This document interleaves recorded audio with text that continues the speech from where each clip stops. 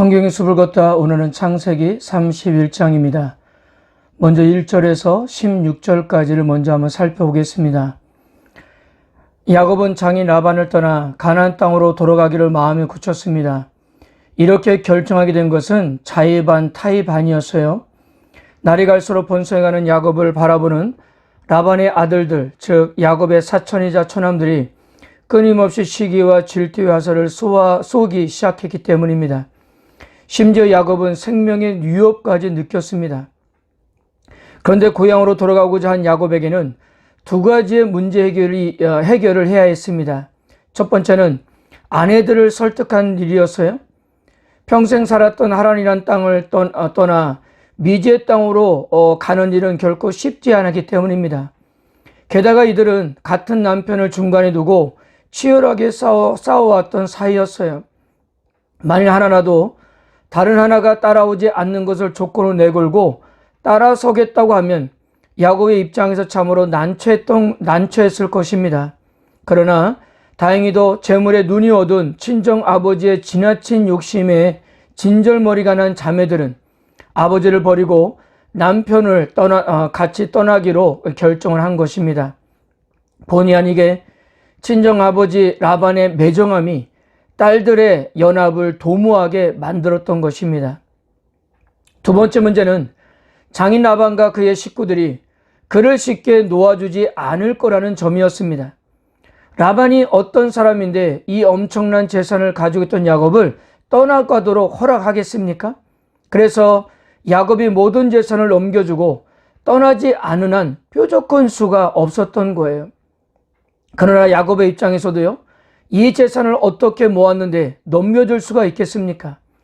여호와 하나님께서 자신에게 축복한 것이지 라반에게 축복한 것이 아니었어요. 결국 이 이야기 역시 다른 이야기처럼 속임수를 중심으로 이제 이야기가 진행되고 있는 것을 우리는 볼 수가 있습니다. 동사 속이다, 훔치다가 이 이야기에서 8차례나 사용되고 있습니다. 평생 남을 속이고 착취하는 데 익숙했던 라반이 처음으로 야곱과 딸들에게 당하고 있는 겁니다. 드디어 하나님의 징계가 라반에게 임하고 있던 거였습니다. 야곱의 기한 행렬은 그가 처음 이곳을 찾아왔을 때와는 대조되는 화려하고 큰 무리의 행진이었습니다. 혈혈단신으로 거짓골이 되어 하란을 찾아왔던 그가 20년 만에 내 아내와 12아이들 그리고 수많은 종들과 짐승떼를 몰고 노획물을 앞세운 개선 장군처럼 당당하게 고향을 향해 가게 된 것입니다. 야곱이 라반의 혹독한 방해 공작에도 불구하고 많은 것을 얻어 떠나게 된 것은 여호와가 그와 함께했기 때문이었습니다. 자, 아내들의 몸값으로 14년을 종살하며 한 푼도 모을 수 없었던 야곱이 지난 6년 동안 엄청난 재산을 모았습니다. 그러자 주변의 따가운 시선이 그에게 몰려왔어요. 특히 라반의 아들들이 야곱이 그들의 아버지 재산과 자신들의 몫을 훔쳐 부자가 되었다는 억지 주장을 하기 시작했습니다. 사랑하는 성도 여러분, 라반을 벌하여 그에게서 재산을 빼앗은 분은 하나님이시지 야곱이 아니었습니다. 그들은 보이지 않는 곳에서 역사를 주관하신 하나님의 손길을 볼 수 있는 영안이 없었기 때문에 이런 억지를 주장하고 있는 것입니다. 그렇다면 처남들은 왜 야곱을 원색적으로 비방하고 나선 것일까요? 그것은요, 라반의 소유가 줄어들면 당연히 그들이 상속받게 될 유산도 줄어들기 때문이었습니다. 이들이 라반과 자신들이 야곱에게 한 짓은 전혀 생각하지 않고 자신들이 야곱의 번성에 억울하게 희생되었다고 생각했던 거예요. 그동안 자신들이 야곱으로 인해 얻은 것의 일부만 생각했어도 아마 이런 소리를 하지 않았을 텐데 말입니다. 야곱이 라반의 안색을 보니 예전 같지 않았습니다. 이 전과 같지 않았다는 것을 직역하면 라반의 얼굴이 그와 함께 있지 않았다는 뜻이에요. 라반이 야곱에게 대해서 취한 태도는 옛적의 블레셋 사람들이 이삭을 대하는 모습이었습니다. 왜 이렇게 되었을까요? 예전에 야곱은 라반에게 그저 이용당하는 자였습니다.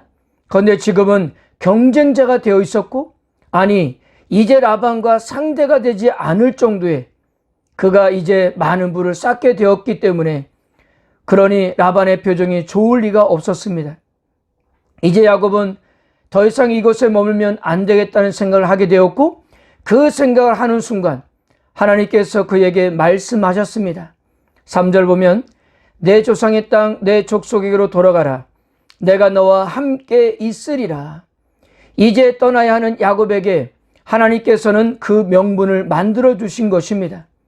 야곱은 매우 기뻤을 거예요. 마치 어두운 터널을 헤매다가 서강의 빛을 보는 것 같은 느낌이었을 것입니다. 하나님께서 떠나라 하심은 곧 그분의 인도와 보호가 바로 전제됐기 때문이었습니다. 하나님께로부터 떠나도 된다는 약속을 받은 후 아내들을 설득하면서 했던 말에서 그래도 그가 이전보다는 좀 더 성숙해졌음을 우리는 보게 됩니다. 물론 아직도 가야 할 길이 멀지만, 그러나 그가 아내들과의 나누는 대화 속에서 그래도 그가 갖고 있는 그 신앙 고백을 우리는 엿볼 수가 있는 거예요. 첫째, 야곱은 자신의 임마누엘 신앙을 아내들에게 고백했습니다. 5절 보면 그들에게 이르되 내가 그들의 아버지 안색을 본즉 내게 대하여 전과 같지 아니하도다. 그럴지라도 내 아버지 하나님은 나와 함께 계셨느니라. 야곱은 20년 동안 라반에게 별의별 어려움을 다 겪었습니다. 그럼에도 불구하고 이 순간까지 그가 건재할 수 있는 것은 그가 의식하고 고백한 것처럼 그의 할아버지, 그의 아버지의 하나님 여호와께서 그와 함께 계셨기 때문이었던 거예요. 둘째, 야곱은 비열한 라반의 인간성을 적나라하게 공개했습니다. 6절 보면 그대들도 알거니와 내가 힘을 다하여 그대들의 아버지를 섬겼거늘. 7절 그대들의 아버지가 나를 속여 품삯을 10번이나 변경하였느니라. 그러나 하나님이 그를 막으사 나를 해치지 못하게 하셨으며. 물론 10이라는 숫자가 상징적인 의미로 간주되어 자주라는 말로 의미될 수 있습니다.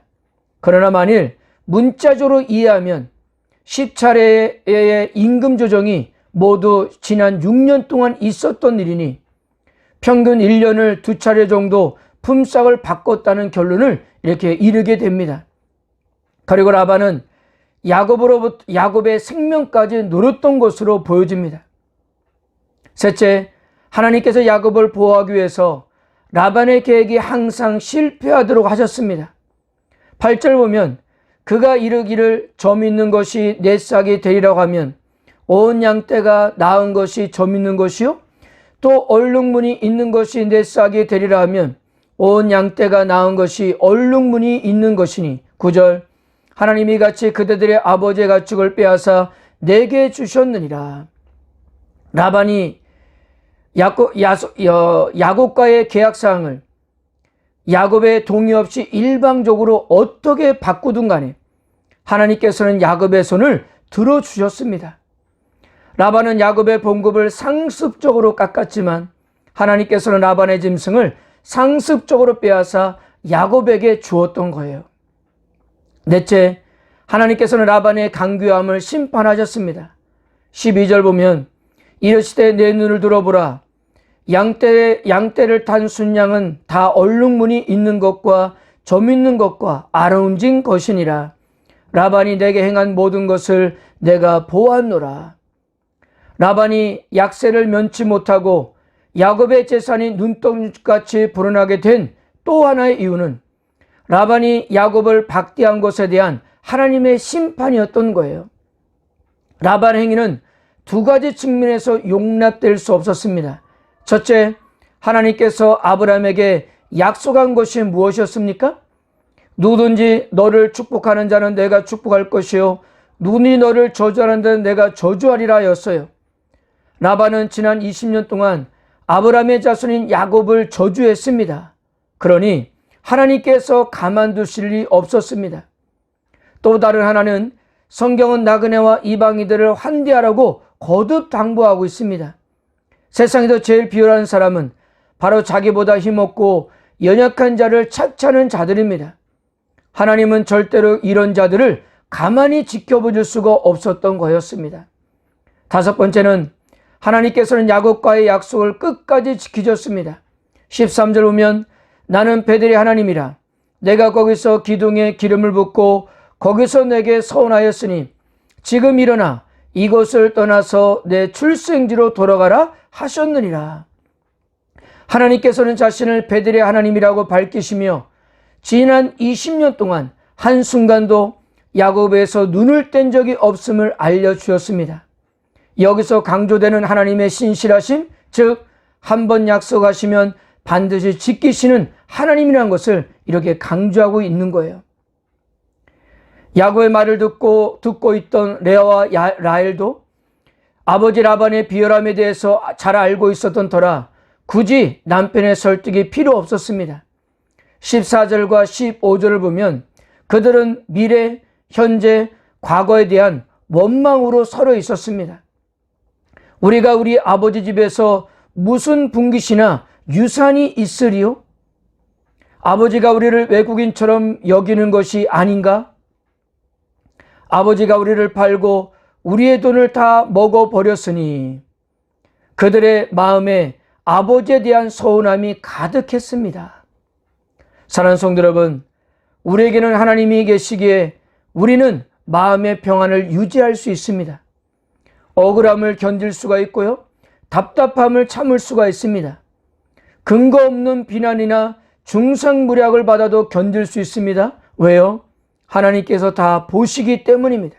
그리고 그대로 갚으셨습니다. 당신의 자녀의 명예를 세워주었습니다.